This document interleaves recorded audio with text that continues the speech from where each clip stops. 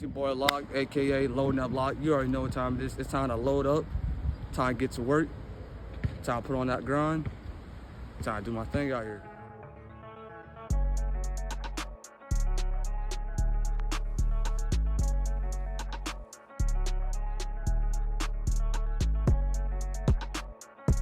Alright, what's good, y'all? It's your boy Lock, aka Loading Up Lock, back with another banger.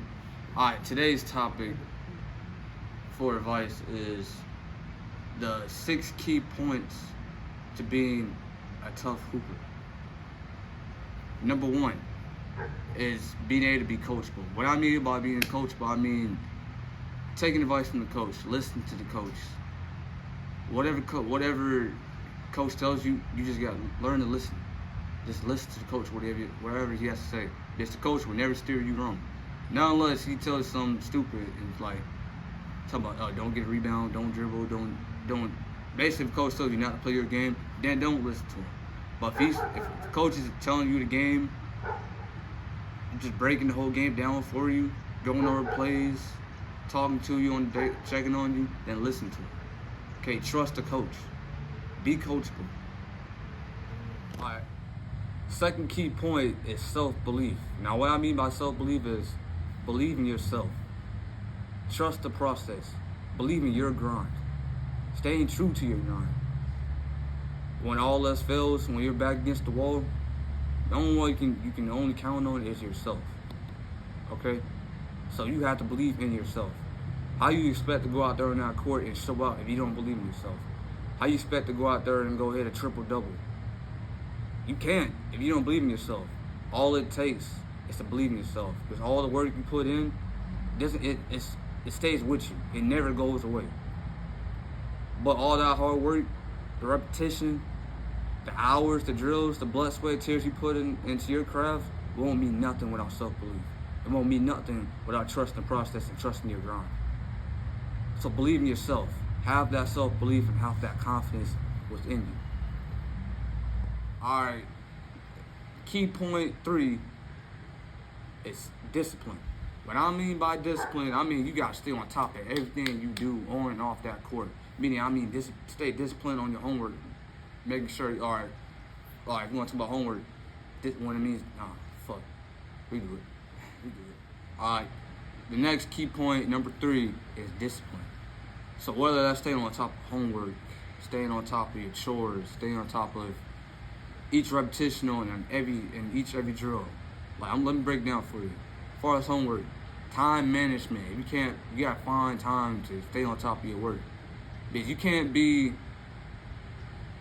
a hooper, right, without having good grades, right? You can't, let's say you want to play high school ball. You can't play high school ball without being eligible. So you must stay on top of grades. Where if you have a hard time with just finding time, find time. Turn your work on time. Do what you gotta do. Take care of your work. Or whether it's in the weight room, you gotta get big to compete. You gotta compete. So you can't, and plus, weight room is really important. You gotta hit the weights. You gotta get big. You're gonna get babied every time, down low in the paint on both ends of the court. Trust me, I know. Like, weight room for me is a big thing. I'm focusing on myself. And also, every time you're on that repetition on that court in each drill, stay on top of it. If you miss 10 push-ups, all right, each time, or you miss a layup, 10 push-ups, and just stay on top of everything you do. Because that laziness if you're not being disciplined, you're being lazy, that will show in game. But you staying true to your game and being disciplined will show in game, and you will see results. So stay disciplined and stay on top of everything that you need to take care of. Every hooper at a high level takes care of their business. They get shit done. So go out there and go get stuff done. Be disciplined. I stuttered a little bit. Key point number 4 is study the game. What I mean by study the game is watch the game of basketball. Study the game hard. Watch highlights of your favorite players. Watch game film. Watch college. Watch NBA. Learn the ins and outs of the game. Learn the right cuts, the right passes, the right moves. Learn how to break down your defender. Watch the main person that you need to be studying is yourself. Record yourself playing. Watch how you dribble. Watch the height of your dribble. Watch the change in your pace. Watch your footwork. Watch your finish. Watch your shot. Learn how you play to make yourself better. Learn, okay, let's say my crossover is not fast enough. What can I do to get fast my crossover? Okay, whether you just studying a move where, let's say you will learn between the legs crossover. Break down the move before you even do it. Okay, make sure you between the legs is tight, but you're playing loose. Your crossover, make sure you're getting shifty with it. Like, okay, as far as your finishing goes, make sure you study each of your finish. Make sure, okay, you're finishing strong. You tuck either if you're going to tuck in for the contact, bump them. Make sure you get steps right. It's the 1-2 step. Make sure each and everything you do, you study and break it down. And we'll go watch it over and over. How many times you need to watch it again to fully understand it? Watch it again. Understand it. Learn what you got to do to be better on that court. And the only way you're going to really do that is studying the game and studying yourself. Like, studying the game gives you a high perspective. It boosts your IQ. A hooper with a high ass IQ will go far in any level, whether that's high school, college, pros. Can't forget about middle school if you're in middle school. Can't forget about that. But really study your game, study yourself, and study your favorite players. Please, I'm begging you. A lot of guys are thinking they're all good, they're all that, but they're not watching themselves. They don't really see what other people see. Be the first one to understand how you play before someone else comes along and tells you. People will correct you, but you better correct yourself before someone else does. So study the game and study it good, study it hard. Key point number 5 is you gotta be able to take constructive criticism. Okay? Please take constructive criticism, because that's really important in the game of basketball or in any sport. What I mean by constructive criticism is when someone is telling you, okay, for me, example, I'm struggling getting big in the paint, right? I work out, right, but I don't go for contact. And my homeboy be telling me, you gotta get in the paint, you gotta get big with it. You work out for a reason, and that's right, that's true.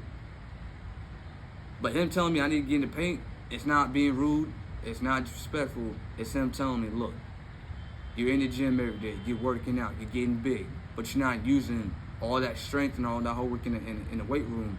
You're not using it to your advantage, right? Just using an example. I got longer arms, I'm tall, I can get in the paint, but I'm not doing so.